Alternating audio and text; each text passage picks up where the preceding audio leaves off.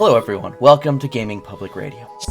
This is a video game channel that creates content with a focus on learning about gaming in all of its forms, video game news, talking points, reviews and impressions, opinion pieces, and more, while also staying true to ourselves and our beliefs in a God who loves us through all we do. I'm Jacob Wagner. I am joined by Luke Miller and Ricky Beckett. Guys, let me hear a little bit about who you are and what you do. Luke, we'll start with you. Sure. My name is Luke Miller. I was a pastor. I had a stroke a few years ago, and so that kind of took me out of the rotation of being a full-time minister. Currently, I'm a stay-at-home dad with three kids, ranging from ages 4 through 14. So kind of a big gamut of ages there. Oh. Right now, I just do some pulpit supply stuff and video games, really. So stay at home dad, play video games, and pulpit supply when I can. So I've noticed that you've been trying to get a whole bunch of games done before the end of the year. What was that all about? Well, so back in 2022, I made it a New Year's resolution to play a game a month. In 2022, I failed horribly, Oh. and maybe played 2 games that year. So I thought, well, 2023 is coming again, so we'll try it again. So this year, if I finish Gears of War 3, I will have played 17 games to its end this year. So pretty big leap of improvement from 2022. Absolutely. Is it truly a resolution if you don't fail miserably? Very true. That's about right. Ricky, how about you? Yeah, so I am currently a full-time pastor of the Lutheran Church Missouri Synod, or LCMS for short. In the middle of looking for another call right now, but on my off time, the little free time we get as pastors, if I'm not reading a book, I'm playing video games. And I've been playing them since I was 3 years old. My brother, he was 5 and I was 3, and he wanted somebody to play the very first Sonic the Hedgehog game with on Sega Genesis. So of course he had me play as Tails. So being 3, Tails has infinite lives, right? When you're player 2, so it didn't really matter when I died because it just come right back. And so it was perfect, and pretty much been playing video games ever since. Awesome. And as for myself, I am also a pastor. We're all three of us pastors to varying degrees. I am also not in ministry as of right now. I've been dealing with issues from long COVID, so right now I'm in the process of trying to find other work so that I can help support my family. But in the meantime, outside of job hunting, I like to play games in all sorts of varieties. A lot of Nintendo games, to be sure. I've dipped my toes into WoW a couple times, and I got really addicted for a while. But I'm trying to cleanse myself of that for the time being. Good luck. It consumes your life too much. It really does. Yeah. That's me with Destiny 2. So yeah, I probably would have gotten into Destiny 2 a little bit more had I had friends who were actually playing it, or found people who I could play with consistently. It does make it easier. It's hard. You're a casual solo player, which is kind of what I became because a bunch of my old clan members from years ago just left. Ugh. So it's kind of hard. Yeah. Got a clan now, but that's good, man. That's really good. Yeah. Well, and basically, why we're starting this channel, I guess we're just gonna hop on. I don't know. Transitions. See, we're gonna work on all these things. I've done podcasts, but I've always been by myself. So doing this with other people is a it's a treat. I really appreciate it. Thank you guys for joining me on this journey as we get to share our love of gaming with everybody in a format that can hopefully be a resource for not only gamers but for non-gamers as we look at how many families kids are going into all sorts of gaming and the parents have no idea what they're up to. Yeah. It even now it's still just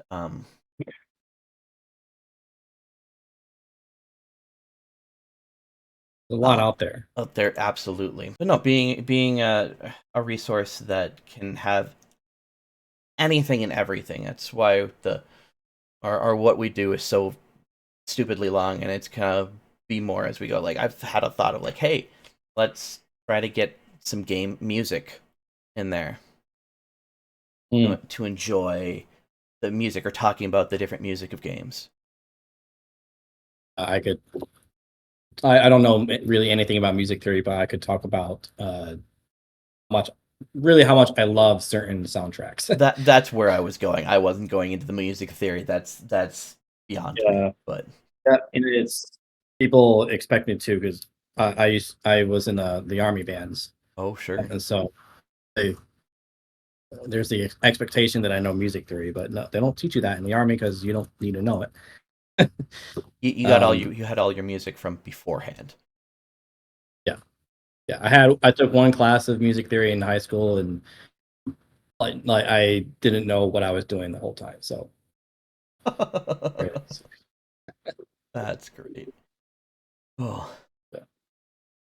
But no, we're gonna be having all sorts of different things here. So keep your eye out on the channel at GPR here, and we'll hopefully have a bunch of surprises, maybe even some interviews in the future. That's might be something we might work toward. Be a lot of fun. Yeah. A lot of ideas. We'll see how many of them come to fruition.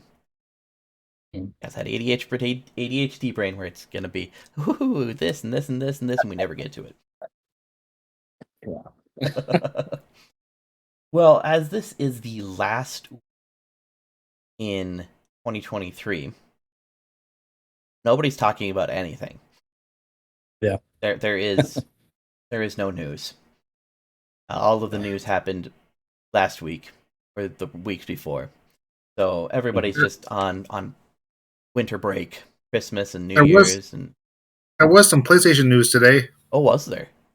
Yeah, Yeah. that they decided to push back Stellar Blade to 2024.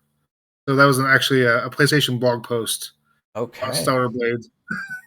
Kind of dumb. That's the last 2 days of the year, and they push it back to 2024.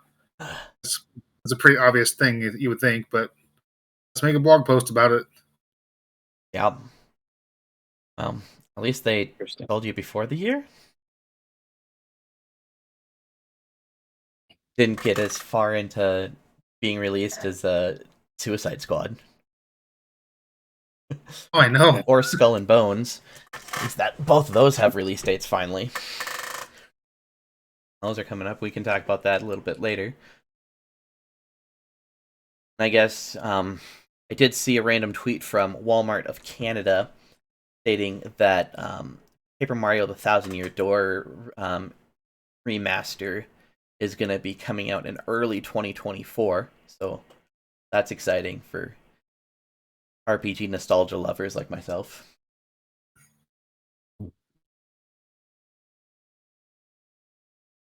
Well, let's roll on into. We got a few topics that we wanted to talk about tonight, just to get everybody seeing kind of what we've done in the last year and what we're kind of looking forward to in the next year, time permitting.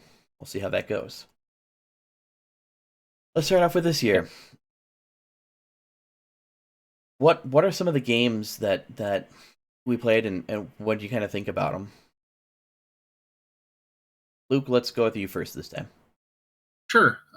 Well, for me, one of my favorite games of this year I played was Resident Evil 4.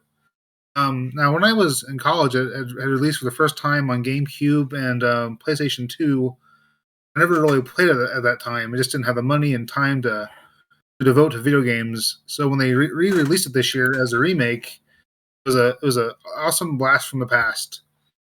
I enjoyed it for the first time. And they did the Separate Ways DLC. That DLC was fantastic. I'm usually not a fan of DLC for games, but that was a great DLC. Separate Ways. Oh, That you sure. play as Ada Wong. It was really cool. Mm-hmm. Then probably my second highlight of the year was Spider-Man 2. I really enjoyed the story of that. I have to go through and finish it for my platinum trophy, but I really enjoyed playing as Miles Morales and Peter Parker. I will say my complaint about the game is though it's kind of a spoilery warning. They seem to have killed almost all the bad guys in Spider-Man 2, and doesn't seem to me as if Spider-Man has a bigger rogues gallery as say Batman. There's not as Right. many enemies as Batman has, and they've killed them all off in these first two games. So where will they go number three if there is a number three? But That's I enjoyed it immensely. Movies and games seem to do that a lot more. I mean, it might be because comics and everything don't do it, and they always bring everybody back. Nobody can stay dead for long. Yeah. That's interesting. Um, with um, with the Resident Evil, I was trying to see if I had my copy of the GameCube game here. No, I think it's still at my parents' place. So I was gonna show it off, but I don't have it here. So fortunately, Somewhere in my basement, I have my wife when I were first married. She let me get a chainsaw controller. It comes in a really cool case. And like one of the special notes when I bought the controller was individual thumbprints are all unique because they use thumbprints for blood. They're all unique from different people, so it was kind of just a wow, fun note on the chainsaw controller that I bought for Resident Evil 2 coming out. was that a special edition thing? No, it was just a special condition controller they released. Huh, Like the start button for the PlayStation controller was a pull start for a chainsaw. If I can find it, I'll bring it next week. that So I can show off is this epic. awesome relic of the past. That is epic. Holy crap. Wow. Oh, I want to see that. That's great. Interesting.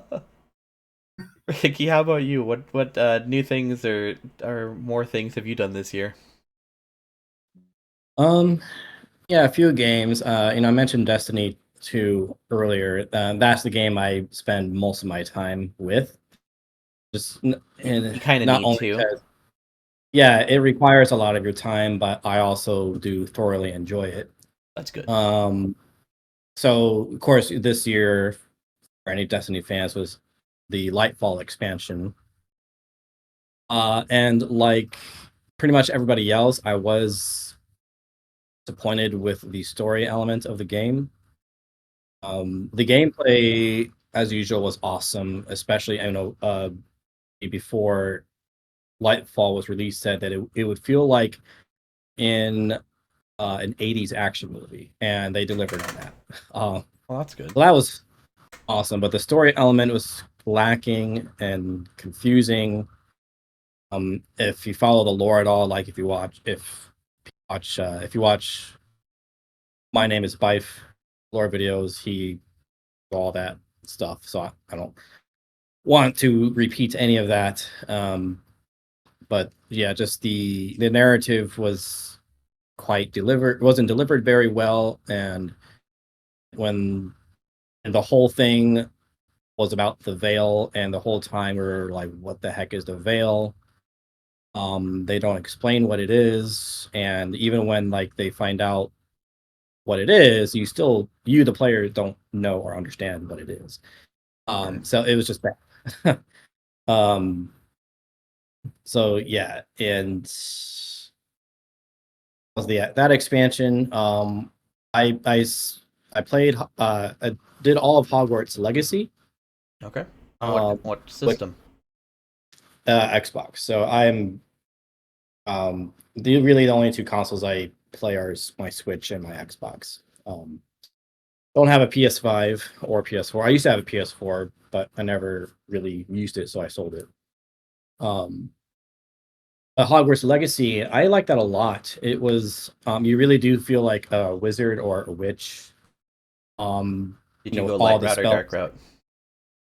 I dark route because I learned like the Avada Kedavra and all those. Only because I mostly learned them because I wasn't sure if there were achievements for like unlocking it or not. And I can't remember if there are. I don't think there is. So I do want to do another playthrough where I don't learn it at all because that does affect the like story of. It's not in the main story. It's Sebastian's story, Would you right? say that the It, story is kind of like Mass Effect or that style, like the old Republic, and where all of your decisions matter or change the story of the game, or does the story not really change? It's just how the characters really, kind of interact. it it only changes Sebastian's story. Yeah, That's it. Like the main story, it's very linear. You, like really make any choices that would affect the main story. gotcha. Which was one of the critiques I heard it that from others is that uh, the most interesting part of the story was not the main story, but Sebastian's story, which was just a side thing. But it pretty much takes the whole game to finish it. Sure. So yeah, I really did enjoy it flying around on a broomstick. The mechanics are a little weird.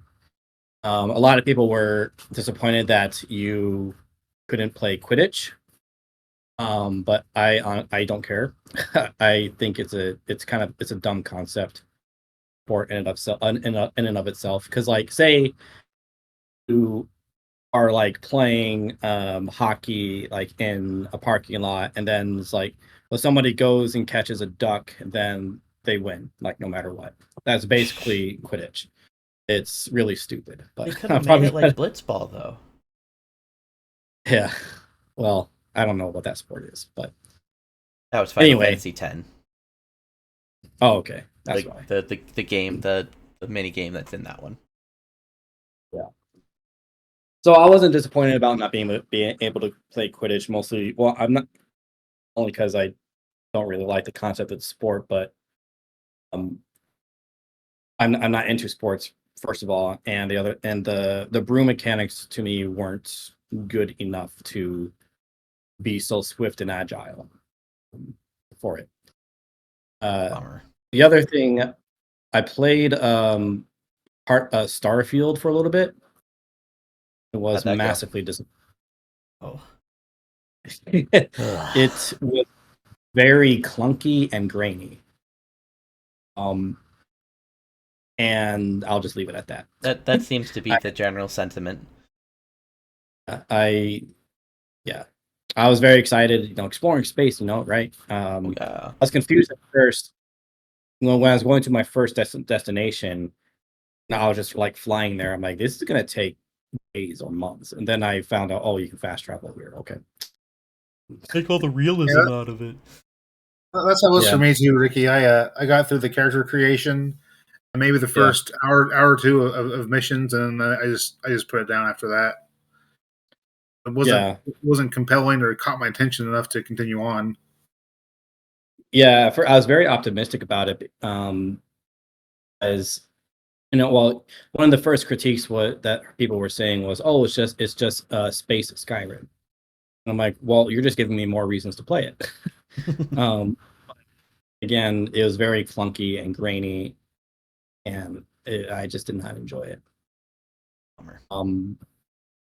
There are three other games I played. Alan Wake, which is old, the first one. Oh, you didn't. Okay, so But you played the first one, not the second. yeah, yeah, and I had started it years ago on the actual 360. I had stopped because I was really bad at gaming back then. I got stuck at some point, and so I just rage quit and didn't touch it again. Sure. So I started playing. I finished it. So and I started playing it again because my brother, who's also really into gaming, he told me about um well, not just Alan Wake 2 was coming out at that point. It was coming out. They Mhm. also told me about a game called Control, which is set in the same universe as Alan Wake. Um, Yeah. so that caught my interest. So I finished Alan Wake and I did play Control. I haven't finished it either because just like boss that I'm stuck at, and so I rage quit. Okay. um, so I haven't seen yet how it connects to the universe of Alan Wake, but it does. Um, and then I am currently playing through Stray. Um, Meow. It's a fun I game. thought, yeah, I was just playing it before I got on here. So, Meow.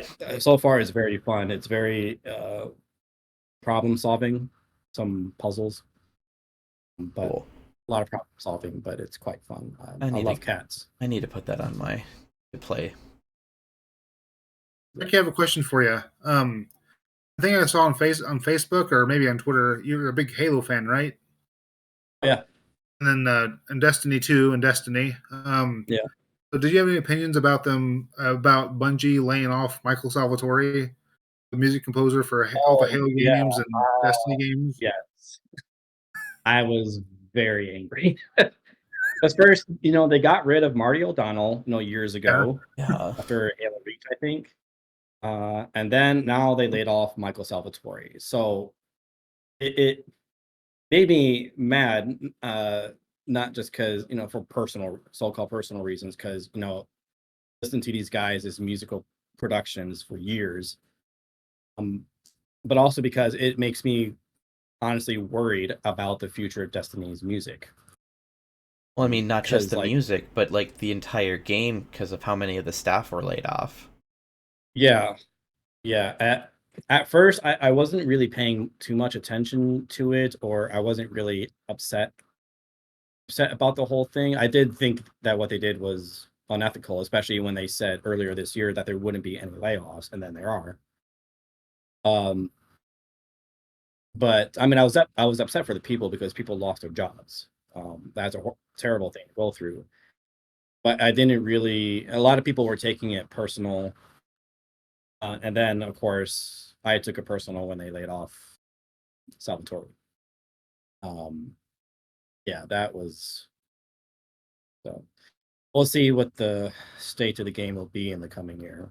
And Have I'll say they a little have bit they more. shown much about the DLC for the next bit, or Yeah, is it they had a showcase in August, I believe.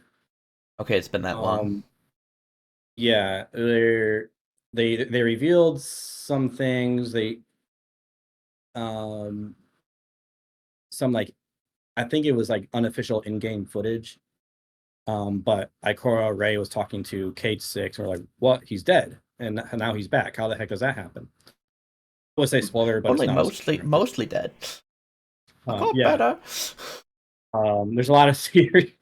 There's a lot of theory surrounding around that. They revealed what next year's I guess how do you say it, system, like they've been doing seasons for the past few years, Yeah. and instead of doing seasons, it's going to be episodic instead of seasonal. Okay. So it's like I think they said, if I remember correct, I might be wrong about this. But I think it's something like there's episodes for the whole year, and then there are like different story elements. Um, I think story elements for each of those um 6 episodes. Or there's always like the things to do. I can't remember. But it seems really interesting. It seems like that I'm pretty optimistic about the episodic element instead of seasonal. Um, yeah, that's all I can remember from the showcase. And new light supers. Um, And you might know what that is, but for those who know, yeah, new supers, which it's been a while. So good, yeah, good, those are the games I played this year, basically. awesome. I have a problem. It involves Um, video games. I play too many of them. see that from the list. These are of the new games that I played this year. I've got to take one of them out because it wasn't new this year, but I did play a bunch of Persona 5 Royal because I hadn't played that yet and I wanted to get through it. But now I had done it on Xbox because it was on Game Pass, and now it's not on Game Pass anymore. So I have to start over. I don't want to buy it again. I've already bought it a couple times. Yeah. But I started out this year with doing a little bit of Fire Emblem Engage. Um, uh, really a fun uh, battle mechanics. Much as far as for as much as I played, less to do in between battle times, which was nice. Just get to the action of the game. Um, Mm. but I didn't really get that far into it, unfortunately, because Octopath Traveler 2 came out, Yeah. and that is a very fun game. Um, Fixed a lot of the issues of the first one. Um, Mechanically, story, trying to get a little bit more involved between the characters, though not too much, but it's still better than it was. Um,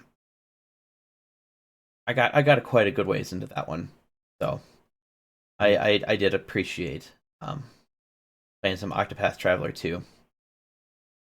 I picked up a little bit of Theater Rhythm Final Bar Line. That's the rhythm game that has all of the Square Enix properties in it. So all of the Final Fantasies, all of the Saga game, the Mana, everything. So it was fun. It just going back to the music things that we were talking about, just fun to hear all of the different musics from throughout the years in one setting. I'm not good at it anymore. I used to be good at those type of rhythm games.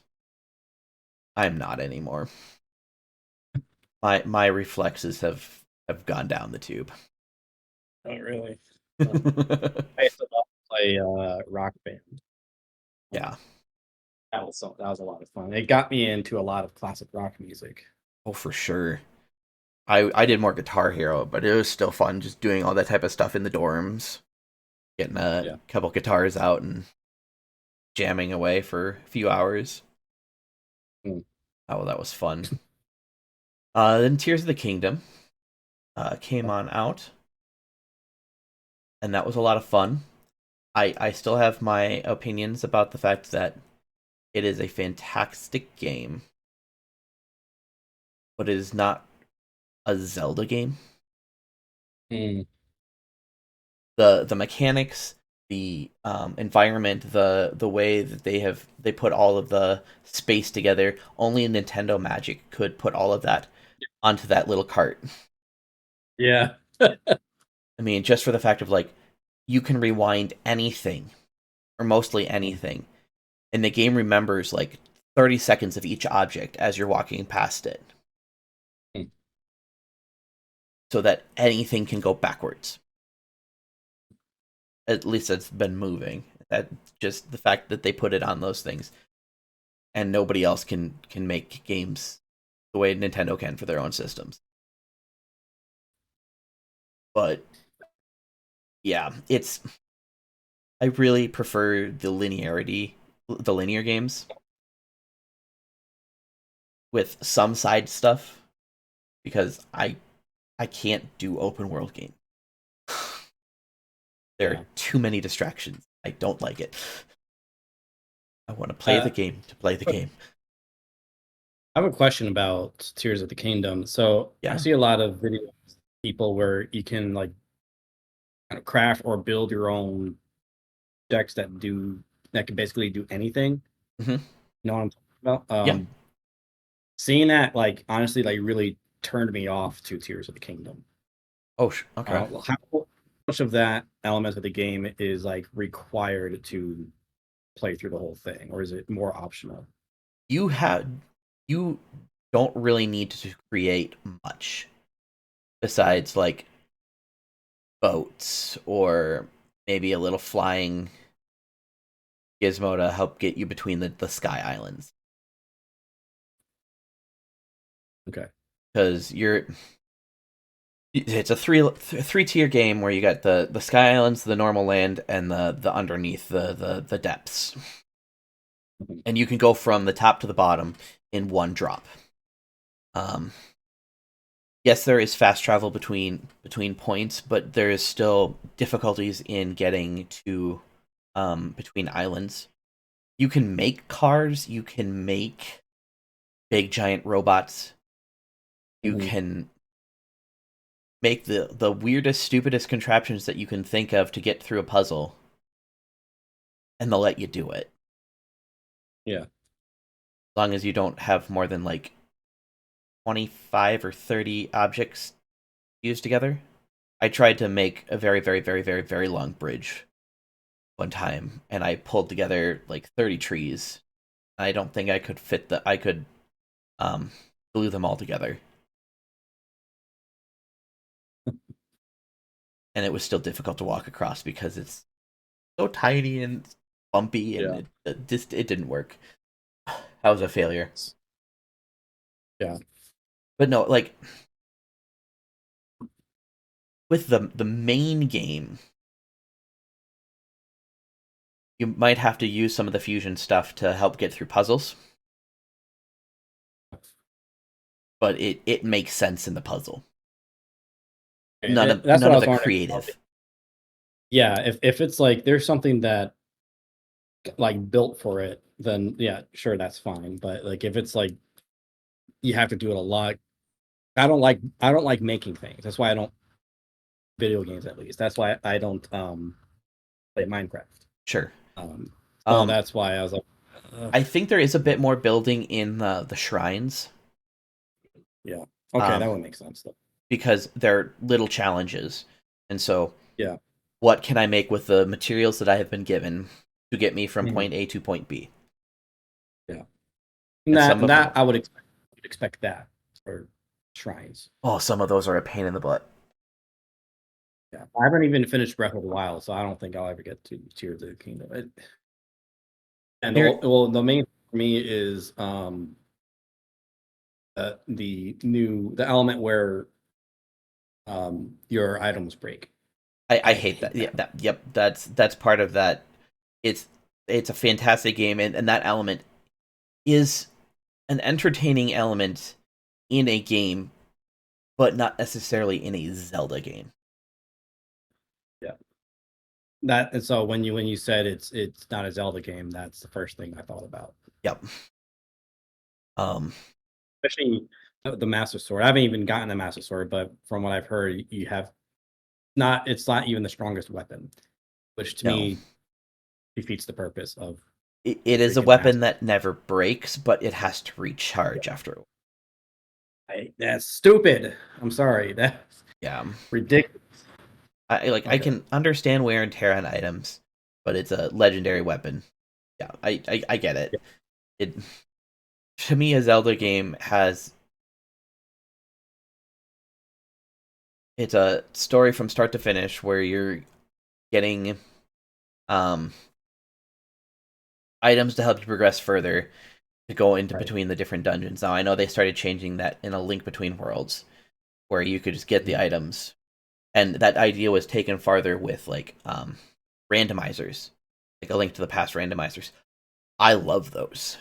Those are super fun. That's a kind of like open world that I don't mind because you're still working through the linear systems, but you have to Right. remember what you can do with the items given you, Right. which is fantastic. Yeah, I love the Link Between Worlds. That was a lot of fun. My favorite was Wind Waker. Also, the first one I beat. But Wind Waker was my absolute favorite. All right, It's definitely been getting more popularity of recent.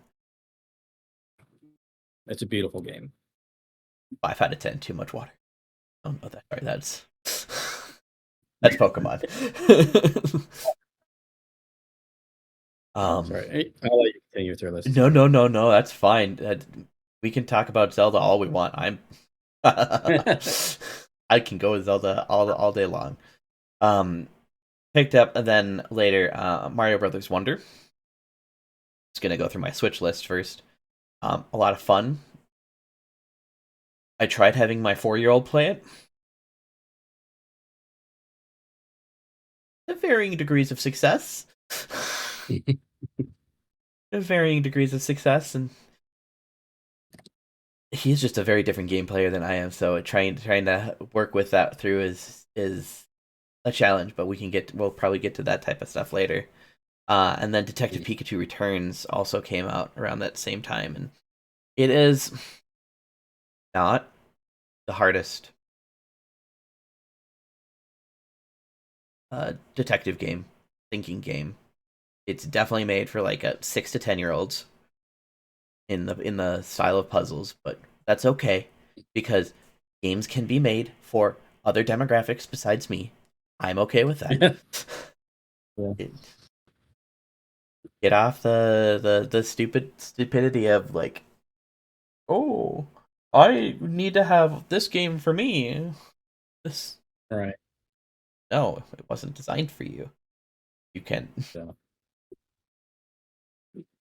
but it was fun. Again, tried to play that with my son.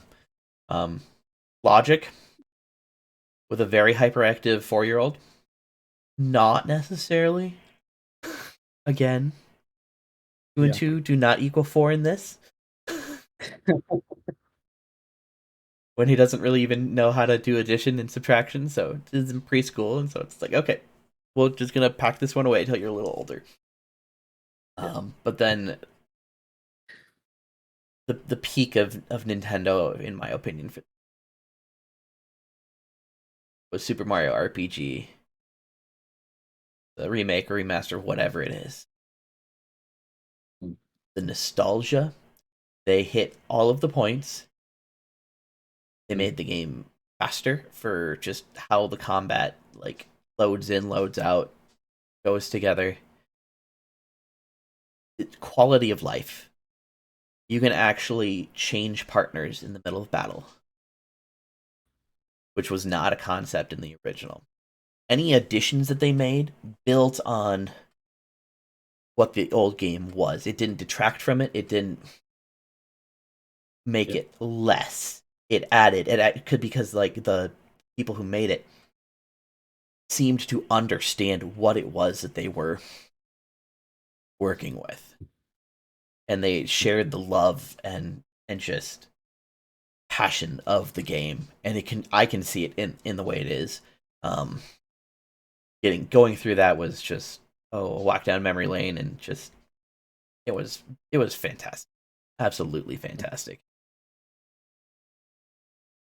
Uh, Diablo 4 was a game, is a game that came out this year. I joined into Diablo at Diablo 3, so I was okay with all of what Diablo was in 3. Um, it's a Diablo game. I don't know what to say else to say. If it's a Diablo game, then that just makes me want to play it. So It's blood, guts, and gore, and yeah, which is what I want in a Diablo game. yeah, and cows. Is the cow level in that one? I never saw. Diablo 3 or 4. I haven't played 4 yet. That's on my list of Okay. what I wish Okay. got to stop the time with. Oh, there were a couple different really cheap fun things that came out this year, that either on PC or Switch. First one was Vampire Survivors. Um, Kind of the introduction of garlic likes. I don't know if that was this year or last year. I might have just gotten it this year, but it's so fun. It's just like it's like a Mm, roguelite, only it's just openness. a You new get 8-bit game. Yeah, that's an little 8-bit game where you just like you're wandering around, you beat up the enemies that come at you, level up, you get different weapons and abilities. It's different every time, and you just slowly make it through as far as you can in 30 minutes. And it gets really insane by the end of that 30 minutes. And when you're done, death comes in and kills you. And if you can, then you go back and because you played X amount of time and got X amount of resources, you can then upgrade so that you can start a little bit higher up. And then you just keep playing the game over and over again with different characters, start with different abilities, and you just build until you can survive death and go to the special area, and you just keep building up from there until there is nothing left to build up into. It's an addictive gameplay loop and mechanic, not unlike Suika game, which is also addictive. Just drop fruits into each other to put two fruits together to make a bigger fruit until you get to a watermelon. And then if you get two watermelons together, they just disappear. Simple in concept, simple to play until you want to get high scores.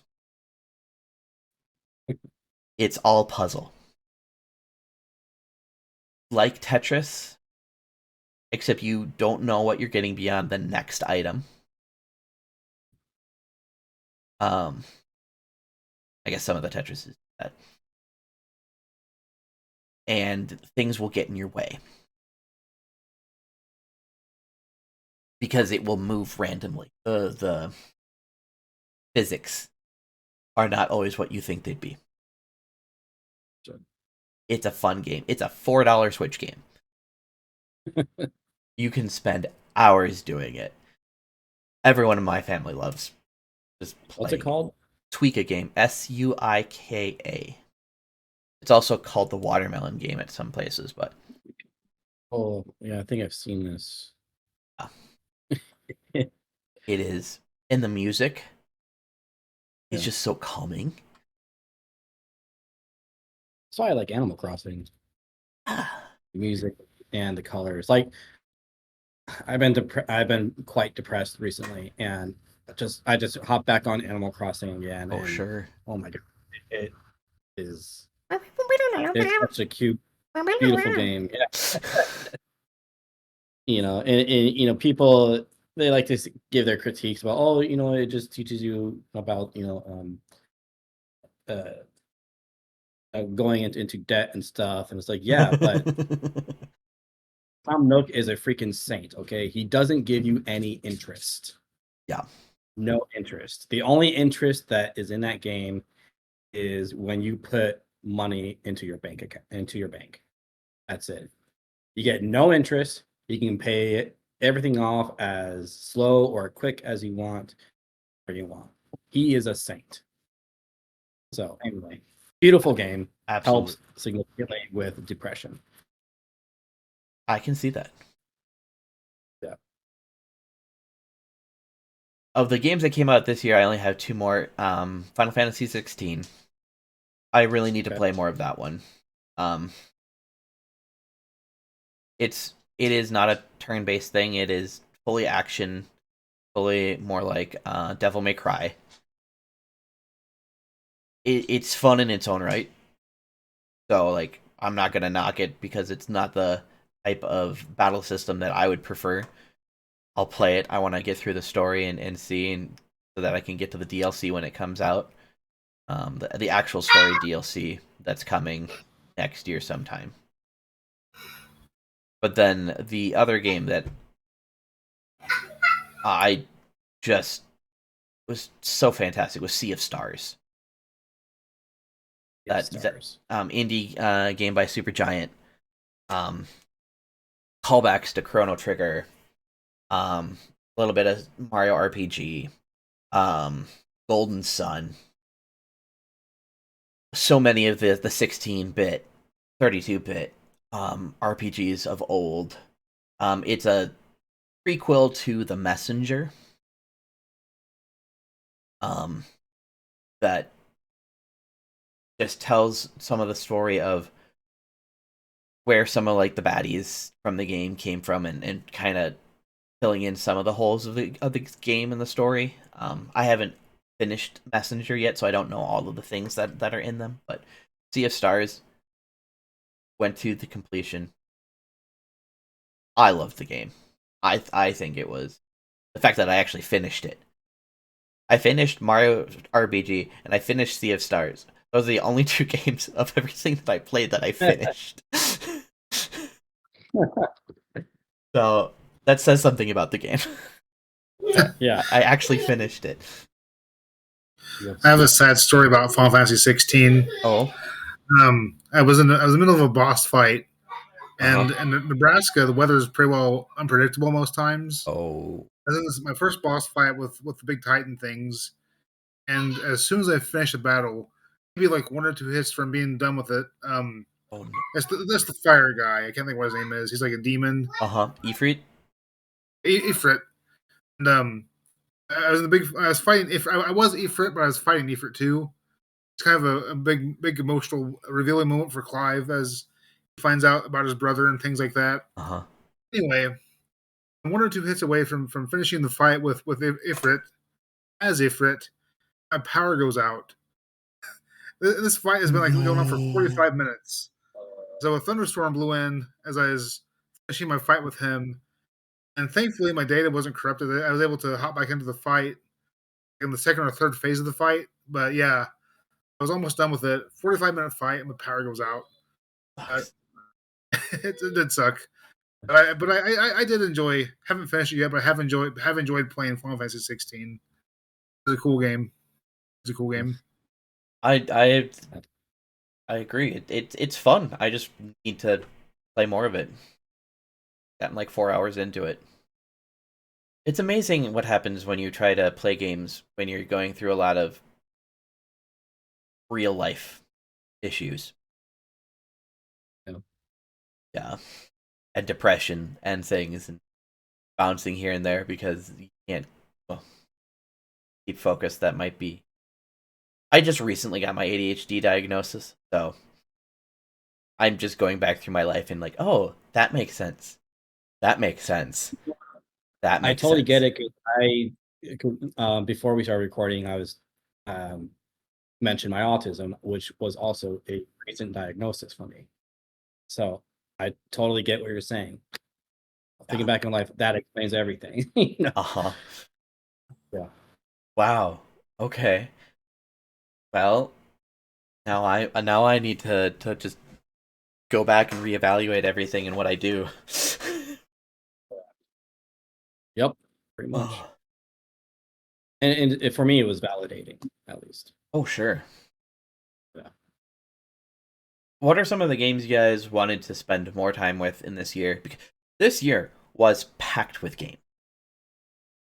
This was comparable to 2017, 2007 in the epic tierness of games that were released, but also just the amount of games. Seems like so many of the ones from previous years kind of finally got dumped into 2023. And then there's not going to be much for 2024 because nothing's been announced. Very little. Yeah. Yeah, I'll take that one first. I think for me, games I want to play more of. Hopefully, I can this year. There's definitely Alan Wake 2. That has some really cool detective mechanics. I would love to Mhm. see this that story finish out. It's a A really lot of neat people game. loved it. Like, it was a game of the year contender for a lot of people. Yeah. It just came out. After that, I never knew like that it was that loved or thought of as a good thing. I thought it was just kind of a throwaway game or Yeah, like I a think it's niche group. considered. Yeah. yeah, I would agree with that. Some of the things I like about it though, you go in as an FBI agent. Hmm. You're trying to figure out what happened to Alan Wake and solve a murder. And just the way they have you, the way how they have you be detective and look for clues and set up your storyboard with string and things like that. It's just a really cool mechanic, and I'm looking forward to seeing how my case develops and that my case I can solve. So it's a fun game. I would recommend it wholeheartedly. Okay. Hopefully, it'll come And down in a on a sale one day. another game I want to get more into is Diablo 4. I'm about 10 hours into it, so I want to finish the main campaign at least, Hmm. and maybe do some team building multiplayer stuff. But I enjoyed the story so far. It's really violent and gory, and that's kind of my bag. That's So Diablo. I'm enjoying Diablo 4 quite a bit. Cool. For me, Alan Wake 2 is also on my list. I wanted to get through Control first. Makes sense. But just because my brother said that it's in the Alan Wake universe, so I did. So I mean, besides Alan Wake, but also I forget what it's called. There's another Alan Wake game. It's more like a side. Yeah, I heard about what. Where did I hear? Uh, Is it American Nightmare? yes, American Nightmare. That whole thing is all about dealing with Mr. Scratch. So I did play that, but I wanted to get through again. I wanted to get through Control to before Alan Wake 2. So at this point, because I'm at boss and Control, it's called the Anchor. For some reason, I just can't it. My brother said he also had he struggled a Is lot it with that because of one. So I don't mechanics, or know. is it because of bugs? Is it just because of when the game was released and the? No, I think it's just because the boss is just hard, Not and maybe tuned? part of the mechanics too, because there's a lot of like jumping and like kind of floating around you have to do, Uh, and the the when the boss sends out ads to attack you, it's not very predictable, sure. and you don't have a radar of any sort. So when like I start doing pretty well, all of a sudden there are these ads right on top of me, and they're always the ones that like come up to you and blow up. Then when you know they're there, it's just too late. And but also because your defense your in that game is terrible. Like it's so easy to die in that game. Um, so that's why I'm stuck. So I don't, so at this point, I don't know if I'm going to try and finish that before Alan Wake 2 or just jump into Alan Wake 2. You can definitely jump into Alan Wake 2 and understand everything, I think, without playing I Control. heard an interesting I don't remember where I heard it um bit from somebody that was just like, just start playing Alan Wake 2, because if you don't, you'll never like really start it, because you're like, Yeah. oh, I need to get through all these things, but then Yeah. other things come Yeah. out, or Right. I'll probably do that. just hop right Um, into it because you've got most of the story, and they'll probably fill you in. You won't get all of the Easter eggs, but right. that's easier I'm, said than yeah. done. Yeah. So, yeah, I'll probably just uninstall Control, um, get into Alan Wake 2. Of you're controlling So, control. right. Alt control delete. Yeah, I have Control. Um, It's the yeah, it was the Harbinger in Mass Effect say assuming control. Control. What I'm doing.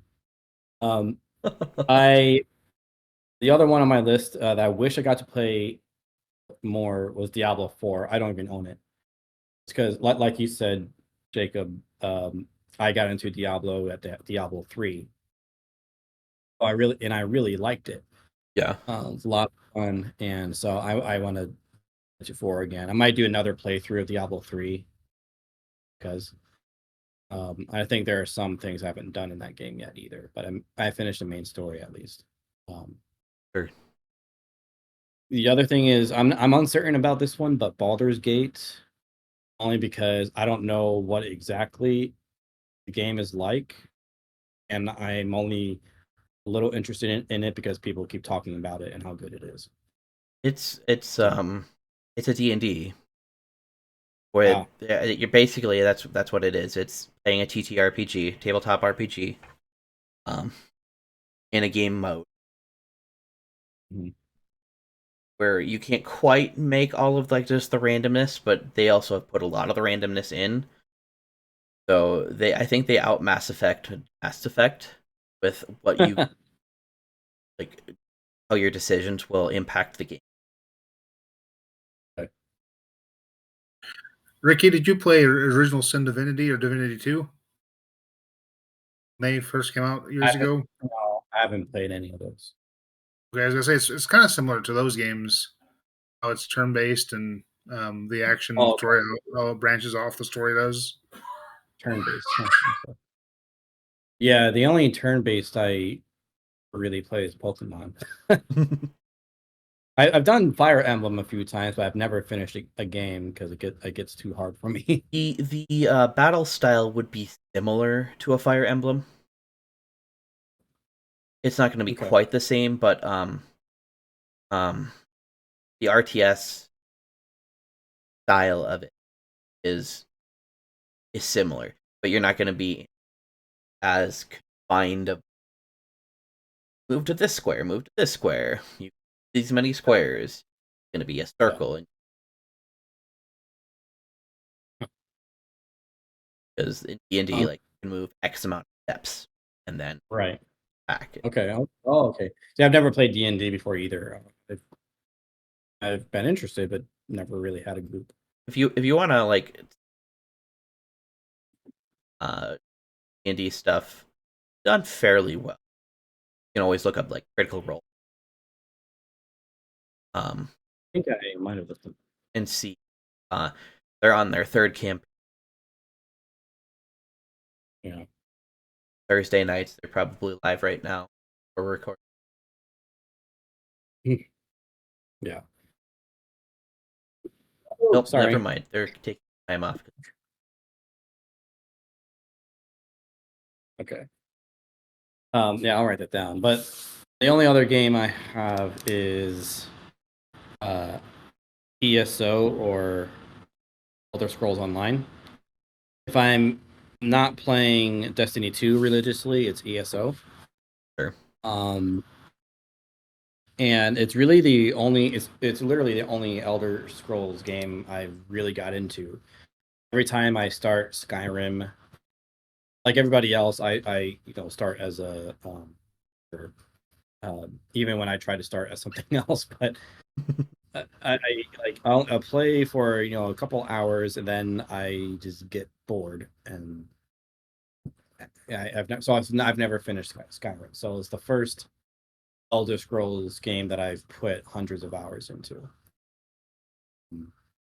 And I know a lot of Elder Scrolls just don't like it because there's been a lot of retconning, and I don't care. I don't know enough about the lore to really care. And they also don't like the MMO concept, but I like MMOs, and they have a million player base, so Hey, at clearly least it's there's doing. people still playing it.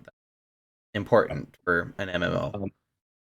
Yeah, and the thing I like about it too, about why I'm not too worried about falling behind, is because one of Destiny's problems is FOMO, or fear of missing out. For those who don't know what that means, that's one of Destiny's biggest problems, especially with the current seasonal Does format. Destiny still have the um model that once a season is done, you can no longer get that content? Yes. That's one thing I liked about Halo Infinite. Mm. That Their seasonal stuff is just PvP, right? Yeah, and I don't like PvP. But yeah, so with ESO, there's no, when you fall behind on the story or whatever, there's no FOMO. The game just keeps building upon itself, and like a person can start ESO for the first time, literally do, if they buy all the content, they can literally do whatever story first that they want to do. Does the level Now, scale then? yeah, it does. Yeah, so even if you're like level 1, you're with someone who's like champion level 3,586. The enemies are scaled to your level. If you're to somebody who's way up there, That is really nice. scale to him. Yeah. So yeah, you can start wherever you'd like, and if you behind, you can just start off wherever it is you left off and just go at your own pace. That's why I'm not too worried about but I do really like the game. Just wish I played it more this year. But Destiny takes up a lot of my time. And I've been reading a lot this year. This year I've read 56 books, which is a new record for me. So that's my other hobby, is reading. So yeah, so those are my games. Wish I got to play more. How about you? I'm uh FF16. Want to keep going with that. Tears of the Kingdom. Um, I really want to check out Metroid Prime Remastered because it's Metroid Prime. Yeah. Yeah. And I it took longer for the physical one to come out because I like getting physical instead of digital, because that's a important thing to me, because I actually like owning my games. But that really only matters for Switch stuff because of downloads anyway for everybody else. Yeah. Um, got a video on that coming up. Hmm. And then I need to finish. I'm like right before the final boss of Xenoblade Chronicles 3. And then I want to play the DLC that came out this year, Future Redeemed.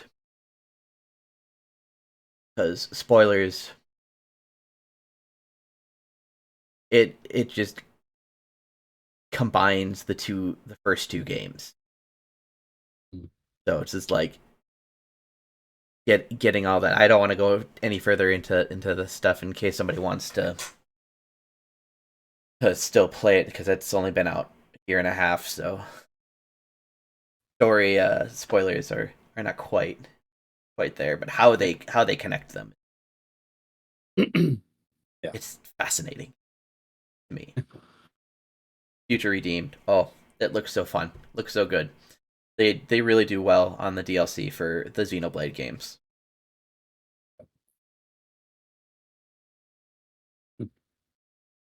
Right.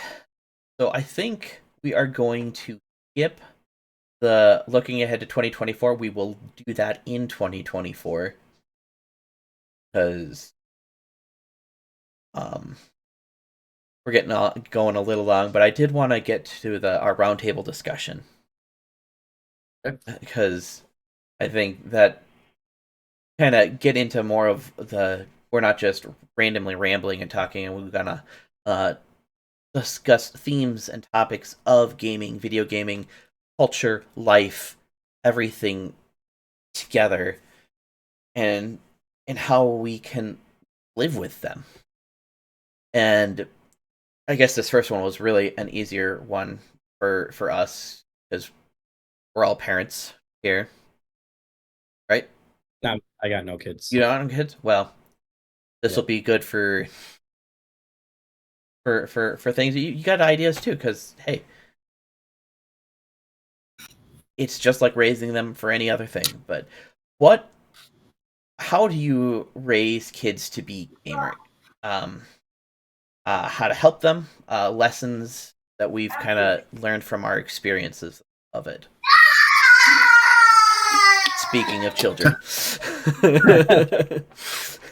Yeah. I guess I'll say something since I had written Sure. notes on there, show notes. I was just thinking back to my own childhood.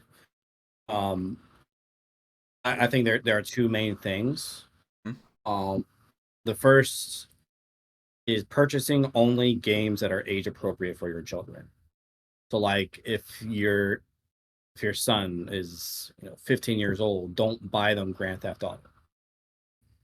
It's rated M for mature, 17 and up for a reason. Parents need to be aware. First of all, be aware of what your kids are playing. Yeah, I think that's a good thing. Yeah, and when they ask for a game, do your research. Like research what the game is about, and then determine if, as their parent, you want them playing that game. Or if they are like, hey, like I might have a 15-year-old, but they are more mature, and we can go through these type of games. We can talk about the different themes, the different possible issues that a game might have. Absolutely. Right. That's a very valid point too. You can definitely talk to your kids about a more mature game, especially if they are like more mature for their age compared to their other peers. That can definitely happen. And it's the mature label is so vast. You have Halo, right, which yeah has been rated M. I don't think this last one was. I think this was the first PG-13. Yeah, I'm not sure. I mean, look. Most of the Halo games have been rated M. I mean, like, it is a shooter game. There really isn't much blood in it. More in the main campaign. Like, you can see different acts of violence, or the results of them, I should say. You might see Halo Infinite, T for teen. T for teen. Okay. Yeah. You're definitely, that's a good point, because like thinking back to Halo Combat Evolved, the very first game. Yeah. Rated M. And even then I was like, why is this rated M? There's blood. There's no gore. Like there's no like intestines or like brain bits. And the language isn't, I was in the military. It wasn't like military language. And so yeah. His military language is not that tame. Yeah. So you take that and then you compare it to, say, Grand Theft Auto or Diablo or Mortal Kombat or right. I could see kids having problems with Mortal Kombat, the dismemberments, the final attacks. Can't remember what they're called. Finishers. Fatalities. I'm thinking of Fatality. Yeah, I don't play. That's not mine. Yeah. Yeah, me neither. I suck at fighting games. Except Smash Brothers. Oh yes. That's a lot of fun. So yeah, so that's the first one for me. Mm-hmm. And the second is managing the time that they spend on video games. And all this is really about like just be a parent, right? Yeah. You're not their friend, you're their parent. Manage their time like you would manage the time with anything else. Like I want you to spend this amount of time on your homework, this for chores, this for free time activities. Yeah. You are the parent, you get to set that up for them, and they're going to complain about it. I did. That's they don't realize the prerogative of children, right? And yeah, so those are my literal 2 cents. the managing time piece, as a parent, I don't know if Luke, if this is in your experience, is easier talked about than performed, especially with like screen time and um just having ways of entertaining the children while you're trying to get stuff done. For me as a parent, I try really hard not to play games in front of my kids unless it's like a Mario type game or Yeah. Yoshi, really Nintendo type game that play in front of my kids. But anything really T-rated or M-rated, I won't play in front of them, just because I want my kids to be kids, to have a childhood, to when they get older, if they want to experience those things, they can experience those things then. As they're kids, let them be kids and let them grow up at their own pace. Leave a spark of innocence for them to have. Like my 14-year-old, for example, I lend her some of my games to play because I think she's emotionally mature enough to handle some of the more mature games. But I wouldn't give her like Last of Us Part One or Part Two because Yeah. those games are a lot more intense than say a Final Fantasy 16. I just want my kids to remain innocent and until their innocence is taken from them from the outside world, rather than me as a parent. I think another thing for me as a parent, with kids that play video games, is making sure don't blow their money like on Robux or V Bucks, those Mm. different types of bucks that they have. My son is really into Fortnite and Roblox, but for me, money's too hard to come by. So why would I teach them to waste their money on that type of thing?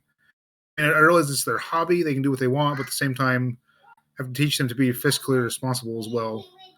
So that's my I guess my two main things: being fiscally responsible with your money, as well as retaining your innocence for the more mature games for later in life.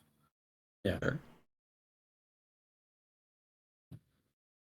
I think that like just starting out, this is the struggle that I have personally right now, because I have a 4-year old and almost 2-year old. I have been gaming for the last 30 plus years of my life. It has been become ingrained into who I am. My oldest has been gaming for maybe 2 years, maybe. And by gaming, maybe just like walking around in Animal Crossing, like, I walk,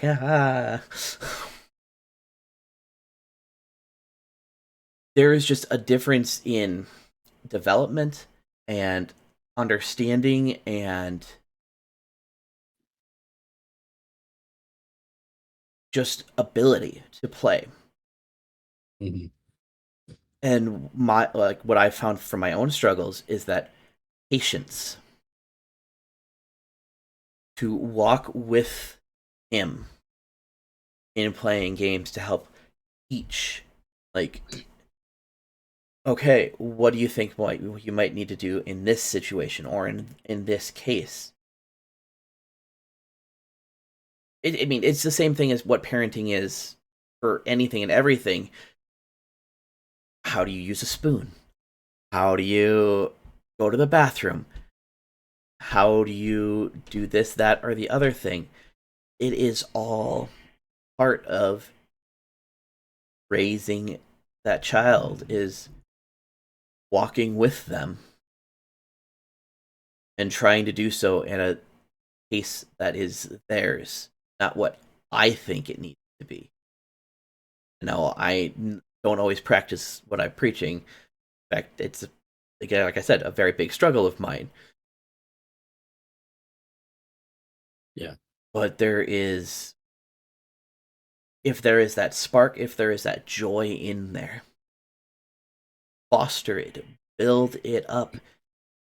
Ricky, like you said, be involved in the game, like learn about it, understand what it is.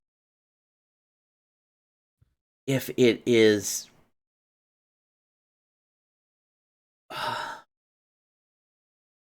if it's in their age group, great.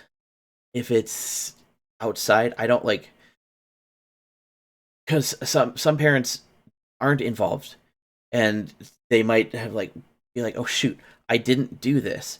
Am I a bad parent? Not necessarily. You didn't necessarily do the right things in the past, but let's start from here and go forward. Not to say, oh, I'm taking the game away. But talk with your kid. Be involved with them. Walk with them where they are. Because if we're just gonna dump on them for doing something, well, then they're going to start despising us.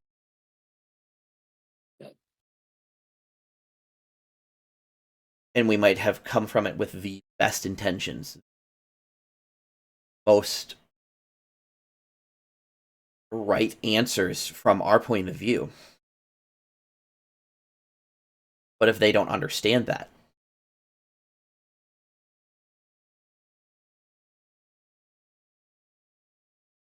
it will start building a chasm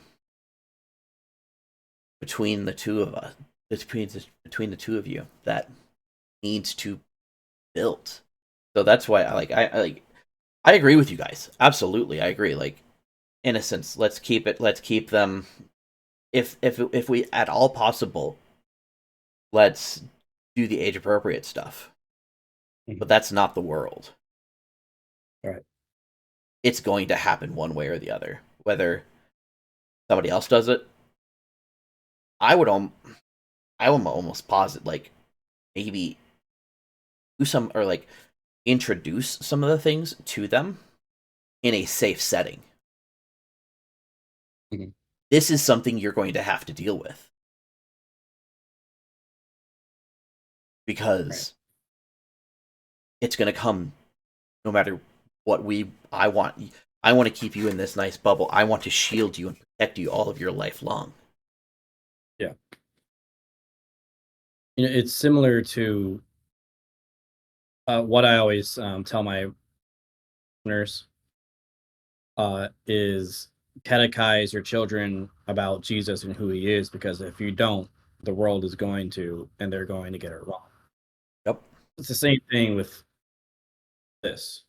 Absolutely. Things that they would be exposed to in a video game, you can choose to deem that it's appropriate to catechize them about it early. If you're unfamiliar with the word catechize, for the listeners, catechize just means teach or educate.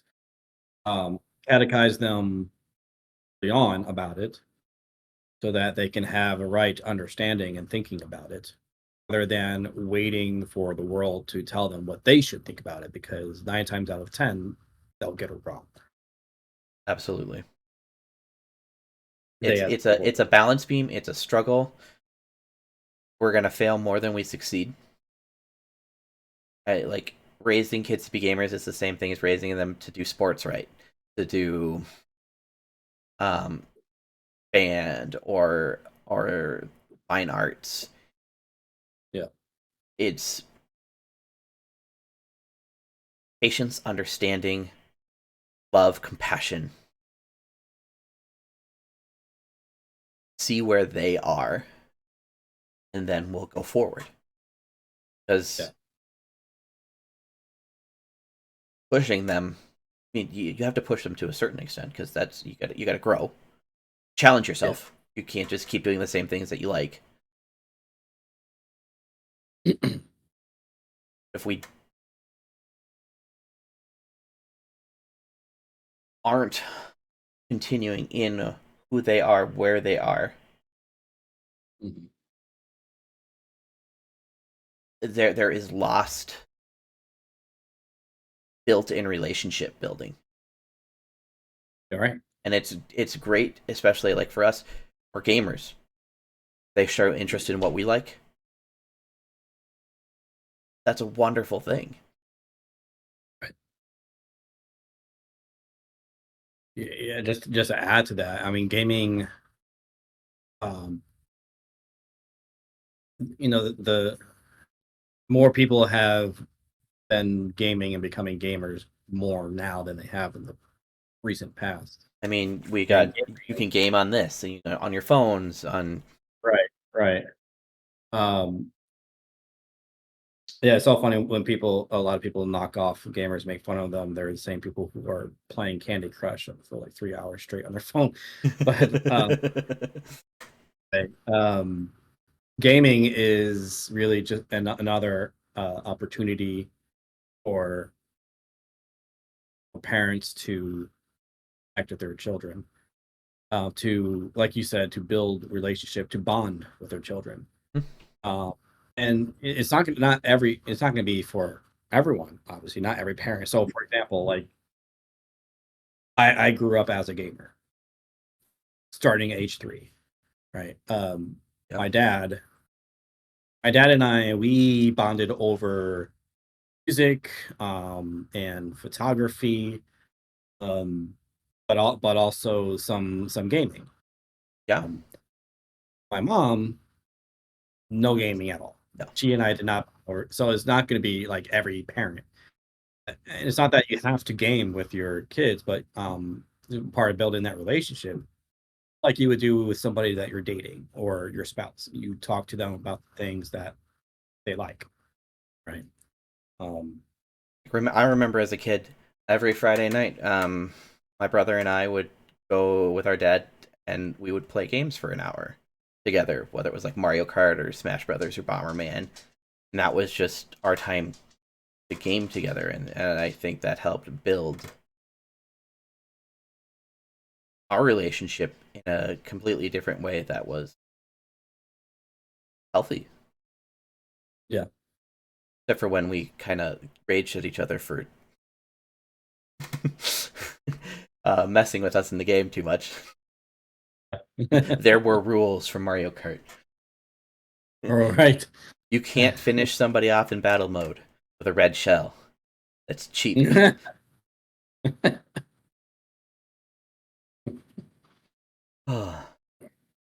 Any other thoughts or opinions on it? I might not necessarily be fully. You can find Luke at Good Fight Games podcast about where he talks about accessibility, and at CTSFW_Luke on Twitter. Man, we got to figure out a better handle for that. That's hard to say. Yeah, that came from seminary. So I was in my dorm room one night, and I'm like, well, I'll just do CTSFW. So I need to change that. I agree.